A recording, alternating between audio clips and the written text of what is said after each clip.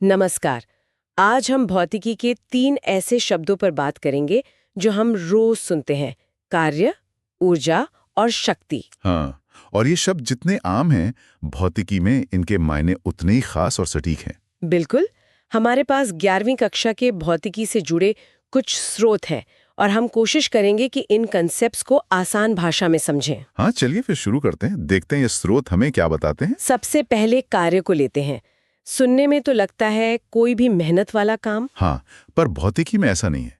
यहाँ कार्य तभी होता है जब किसी चीज पर आप बल लगाएं और वो चीज उस बल की वजह से हिले, मतलब विस्थापित हो। अच्छा, मतलब सिर्फ जोर लगाना काफी नहीं, चीज का हिलना भी जरूरी है। बिल्कुल, और वो भी बल की दिशा में। इसका एक सूत्र भी है, W = F × D cos θ। ओहो, सूत्र भी है। F मतलब बल, D विस्थापन और ये cos थीटा। हाँ, थीटा है बल और विस्थापन की दिशा के बीच का कोण।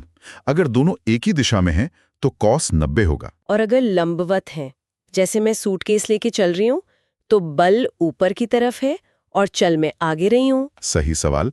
उस स्थिति में कोण 90 डिग्री हुआ और cos 90 शून्य होता है। तो भौतिकी के हिसाब से सूटकेस पर आपके द्वारा किया गया कार्य शून्य है। क्या बात कर रहे हैं, जबकि हाथ दुखने लगते हैं। हाँ, ये थोड़ा अजीब लगता है, पर यही भौतिकी है। आपके मांसपेशियों में अंदरूनी कार्य हो रहा है, पर सूटकेस पर नहीं। अच्छा, तो सकारात्मक कार्य जैसे बक्सा उठाना, नकारात्मक कार्य, जैसे घर्षण बल, वो हमेशा गति के उल्टी दिशा में लगता है, तो उसका कार्य नकारात्मक होता है। समझ गई। और कार्य की इकाई? जूल। SI इकाई जूल है। ठीक है। अब कार्य करने के लिए जो चाहिए वो है ऊर्जा, है ना? बिल्कुल। ऊर्जा यानी कार्य करने की क्षमता। इसके कई रूप हैं, पर हम बात करेंगे यांत्रिक ऊर्जा की। यांत्रिक ऊर्जा? हाँ, ये 2 तरह की ऊर्जाओं का जोड़ है, गतिज और स्थितिज। गतिज ऊर्जा, ये गति से जुड़ी है। एकदम सही। किसी चलती हुई वस्तु में जो ऊर्जा होती है, वो गतिज ऊर्जा है। सूत्र है KE = आधा mv²। m मतलब द्रव्यमान, v मतलब वेग। तो जितनी भारी चीज या जितनी तेज चले, उतनी ज्यादा गतिज ऊर्जा। बिल्कुल। और दूसरी है स्थितिज ऊर्जा। स्थितिज मतलब स्थिति के कारण। हाँ, जैसे ऊंचाई पर रखी किसी चीज में गुरुत्वाकर्षण के कारण जो ऊर्जा जमा होती है, P = mgh, या फिर किसी खींची हुई स्प्रिंग या कमान में। अच्छा, तो एक रुकी हुई गेंद में स्थितिज ऊर्जा हो सकती है पर गतिज नहीं। हाँ। और जब वो गिरेगी? हाँ, गिरते समय उसकी ऊंचाई कम होगी तो स्थितिज ऊर्जा घटेगी, लेकिन वेग बढ़ेगा तो गतिज ऊर्जा बढ़ेगी। और ये दोनों कार्य से कैसे जुड़े हैं? ये कार्य ऊर्जा प्रमेय से जुड़े हैं। ये कहता है कि किसी वस्तु पर किया गया कुल कार्य उसकी गतिज ऊर्जा में आए बदलाव के बराबर होता है। W = ΔK। ये महत्वपूर्ण लगता है। बहुत। और अगर घर्षण जैसी बाहरी रुकावटें न हो, तो कुल यांत्रिक ऊर्जा मतलब KE + PE का जोड़ हमेशा एक जैसा रहता है। मतलब ऊर्जा गायब नहीं होती? नहीं, वो बस एक रूप से दूसरे में बदलती है। इसे ऊर्जा संरक्षण का नियम कहते हैं, जैसे पेंडुलम में होता है। हाँ, वो नीचे आता है तो तेज हो जाता है, ऊपर जाता है तो धीमा। सही।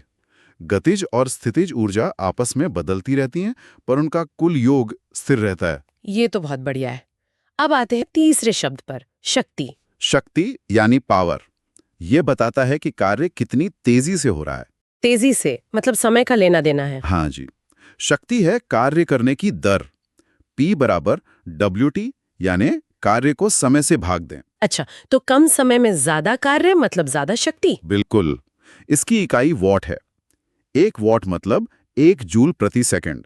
जैसे मेरे घर में 10 वॉट का LED बल्ब है और पहले 100 वॉट का पीला वाला बल्ब होता था। तो इसका मतलब है कि 100 वॉट वाला बल्ब हर सेकंड 100 जूल ऊर्जा इस्तेमाल कर रहा था, जबकि LED सिर्फ 10 जूल। तभी बिजली का बिल कम आता है। हाँ, और एक और बात, हमारे बिजली के बिल में जो यूनिट होती है, जिसे किलोवाट घंटा कहते हैं, हाँ, वो असल में शक्ति की नहीं, ऊर्जा की इकाई है। 1 किलोवाट आवर मतलब 3.6 मिलियन जूल। अरे, ये तो मुझे पता ही नहीं था।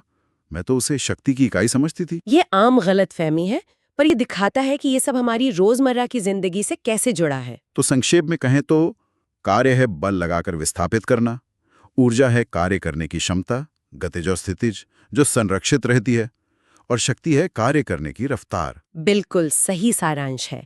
ये तीनों अवधारणाएं भौतिकी की नींव हैं और हर जगह काम आती हैं। और जाते जाते एक सवाल मन में आता है।